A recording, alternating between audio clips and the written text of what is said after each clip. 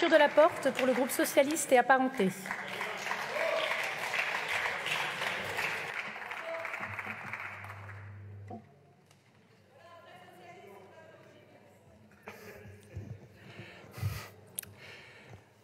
Madame la Présidente, Monsieur le Ministre, Madame la Ministre, chers collègues, on citait à l'instant François Mitterrand, permettez-moi de citer un autre de ses illustres prédécesseurs.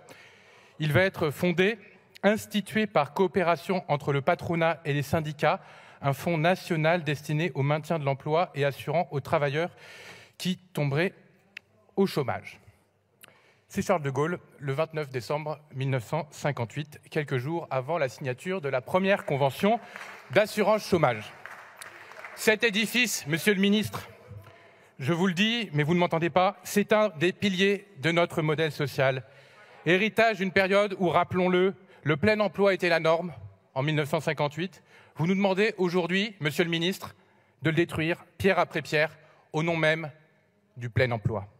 Vous nous promettez un Parlement associé, revalorisé, écouté. Force est de constater, Monsieur le Ministre, que pour l'instant, nous avons l'impression, et j'ai l'impression à l'heure où je parle, de discuter dans le vide.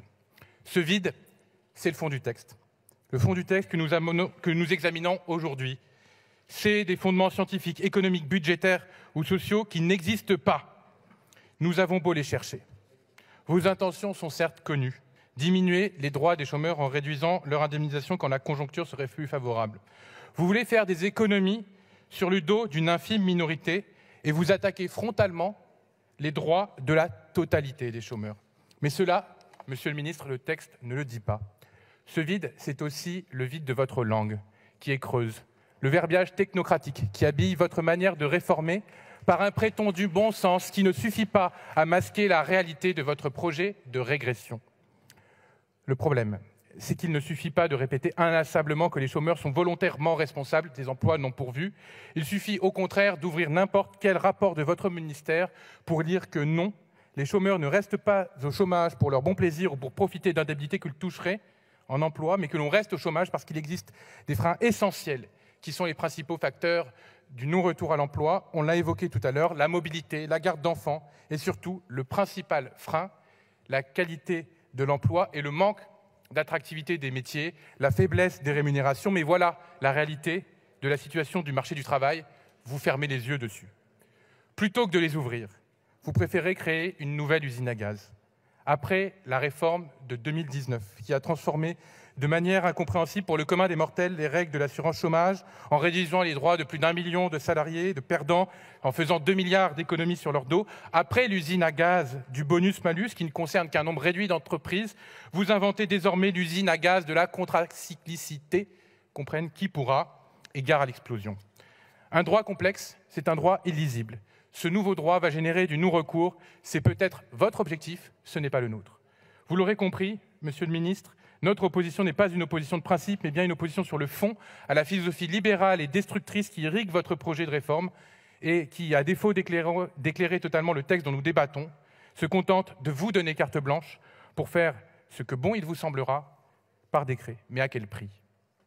Ironie de l'histoire, c'est aujourd'hui, le jour même du début de l'examen du texte, qui a été transmis au Parlement le rapport qu'il attendait depuis 2018, celui sur le non-recours à l'assurance chômage, qui montre qu'un peu plus d'un tiers finalement des demandeurs d'emploi sont aujourd'hui indemnisés. Voilà, nous apprenons que entre 400 et 700 000 personnes aujourd'hui ne recourent pas à l'allocation alors qu'elles y ont droit. C'est cela la réalité, c'est cela le véritable fléau, c'est cela dont vous ne parlez absolument pas dans ce texte. C'est donc un vide démocratique aussi, un projet de loi qui piétine la démocratie parlementaire, qui l'évite même, qui piétine le principe de la négociation sociale, qui va à l'encontre, on le disait tout à l'heure, de toute négociation. Quand on se penche sur cet horizon du néant, celui de la méthode, du dialogue, on ne peut être que saisi d'effroi, de vertige. Pour paraphraser les mots d'une dirigeante de la CFDT, on légifère ce soir à l'aveugle et en mode café du commerce. Ainsi, vous nous demandez de vous faire un chèque en blanc pour réformer sans contrainte les règles de l'assurance chômage. Vous le savez, nous, députés socialistes, avons un attachement aigu au rôle du dialogue social. Mais pour la première fois depuis 1971, vous le piétinez. Quelle curieuse méthode, quel mépris. Qu'espérer alors de ces débats ? Peut-être que votre majorité relative daignera enfin adopter quelques garde-fous que nous proposons. Mais peut-être ferez-vous le choix, au contraire, d'aggraver encore une fois de plus la précarité des demandeurs d'emploi. Martine Aubry disait en 2000 « L'indemnisation des chômeurs doit être améliorée. Merci de conclure, chers collègues.